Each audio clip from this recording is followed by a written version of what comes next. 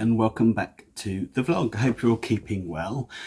We recently had a Instagram DM from somebody asking about a kind of follow-up to the original sleep anxiety video that we shared, must be about a year or so ago now. And obviously a lot of time's passed since then, and they kind of asked for an update, anything we can kind of suggest or recommend to help. So of course, we will gladly help anyone wherever we can. What I would say is that we are not medical professionals. We're not sleep professionals. This is just what worked for us, as we kind of even still now navigate our journey through kind of sleep deprivation and whatnot. So the last video was kind of leading up to little man having a sleep study. He did have the sleep study. So in essence, what that is so we had a waiting list. We were probably about a good 6-month waiting list just to get onto a sleep study, which was recommended by the ENT consultant, which I refer to in the last video. Basically, the sleep study is exactly what it kind of says on the tin. It is to study their sleep. We were there for one night. I was on like a pull-out, what they called bed, it's chair. I was to sleep at the kind of end of his bed. Little man was in like a nice hospital bed. They came probably about half an hour before like bedtime to wire him up. So that was, he had kind of sensors on his chest, I'm assuming for heart rate, one on his finger. He had the little air tube up his nose. So they're kind of testing for various different things and wanting to study that throughout the night. It was a jippy night. It was a standard night for him sleeping, kind of waking up, moving around, etc. We were basically, or I was basically told, don't kind of go to him. They need to see what he's like, and that's exactly what I did. I felt sleep deprived the next day because I didn't particularly, just kind of having an ear and an eye out. The long and short of that is that we were actually meant to have a follow-up, and we are still waiting for a proper follow-up.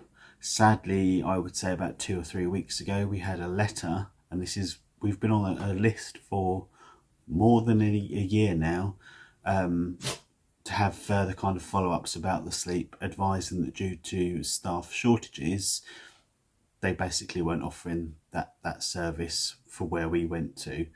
You can go via the paediatrics route and have them kind of assess. We haven't gone that route so far. However, you kind of have to be in it for the long run. You are the voice for your child or children.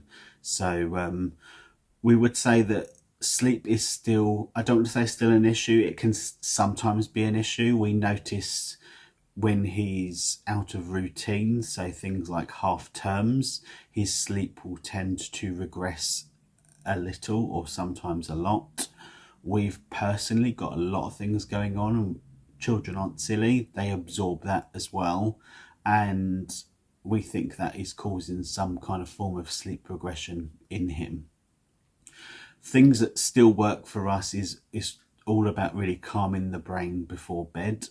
We've found kind of different ways to do it. So you can either kind of see BBC bedtime story as kind of last blue light exposure, and then we would perhaps get him to read a book, or we would read to him, maybe do some colouring in, something that's real low level and is just going to help the mind chill out a bit.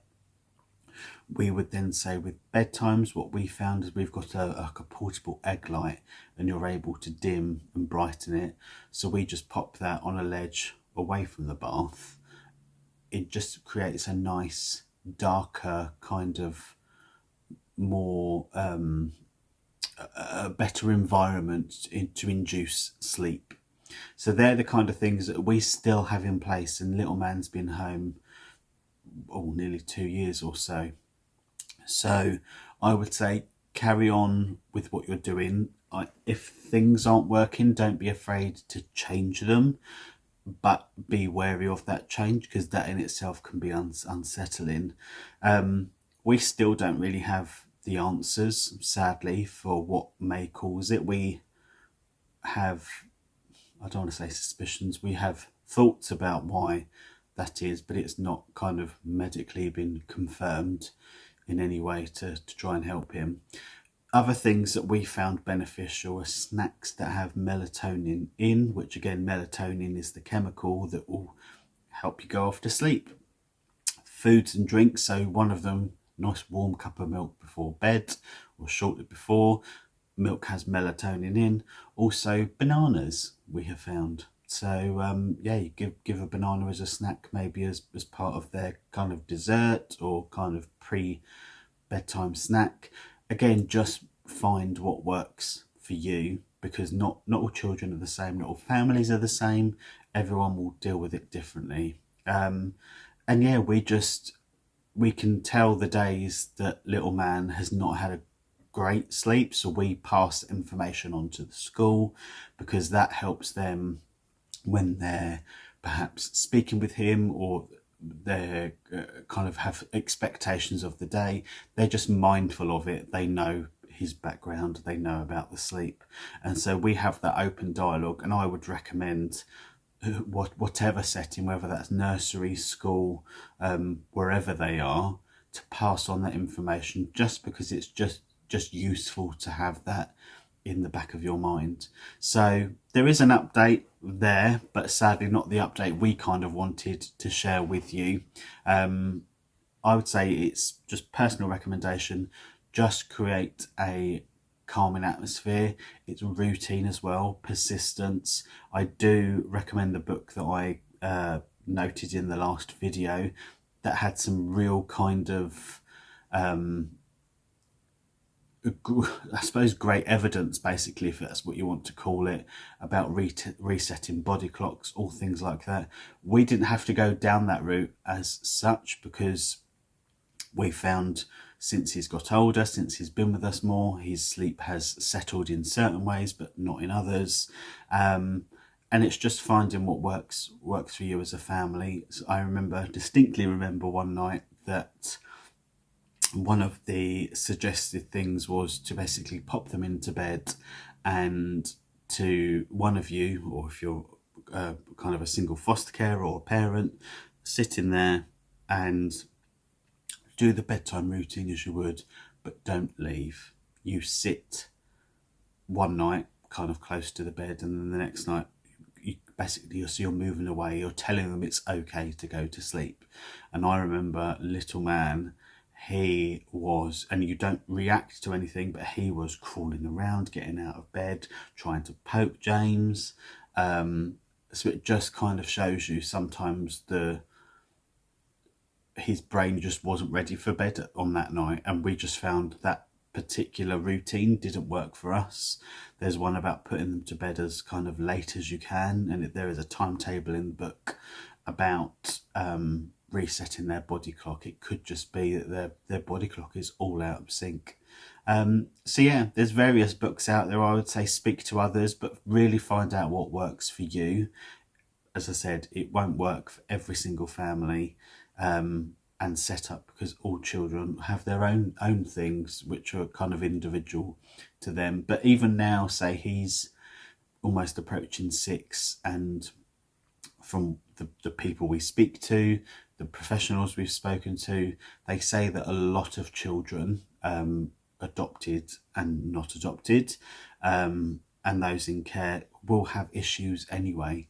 So you kind of just, again, it's just finding what works for your particular family setup. And if you don't get the right answer that you want, so we will carry on persisting with the channels and avenues that we can.